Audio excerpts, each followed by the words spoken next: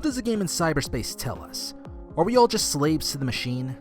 Are we all just interchangeable, just to be discarded by someone else's whims? Or perhaps we can all work together and, nah, screw it, you're all my slaves and meat shields.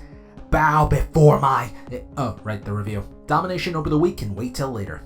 The story is a bit of a strange one. You control a mute singer named Red, who manages to draw a sword out of her boyfriend, who in turn is absorbed into the sword, called a transistor. Together, they must deal with hostile programs known as the Process, and seek answers from the Camarada, who are creating this mess in the first place. The story is short as the game lasts only about 6 hours in a single playthrough, but it's fairly well told with things easy to figure out.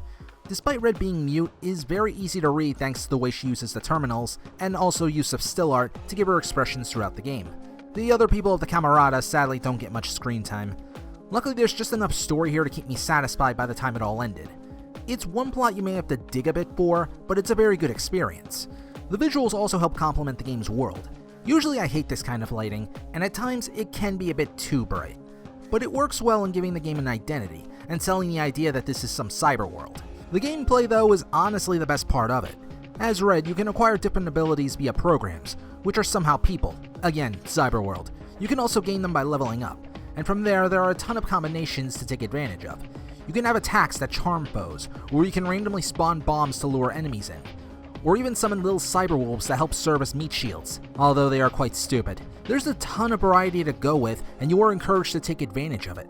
In fact, by installing programs a certain way, you can unlock more information on the people you are using. It's not necessary to understand the entire story, but it's a very neat idea.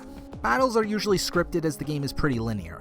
There are a few different enemies, and as the game goes on, they get much more difficult with different abilities.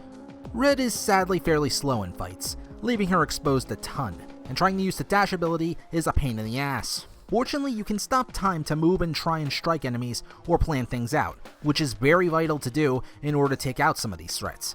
There are sadly times when you can easily mess up, but it's all about planning the right way. When your health is all gone, you actually don't die immediately either.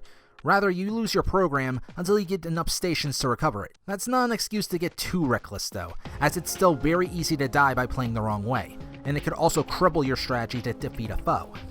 Now, if you feel the game is too easy or even more masochistic than me, you can also give yourself handicaps by buffing the power of the enemies, or even restricting your own. This will grant more experience depending on which ones are installed.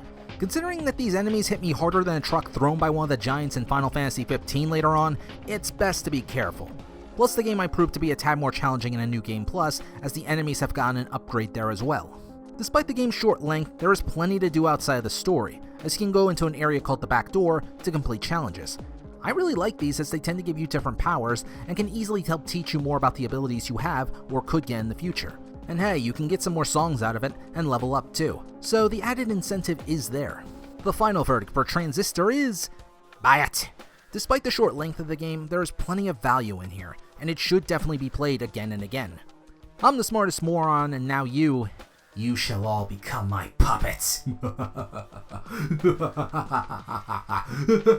Wait. That thing's taking how long to export?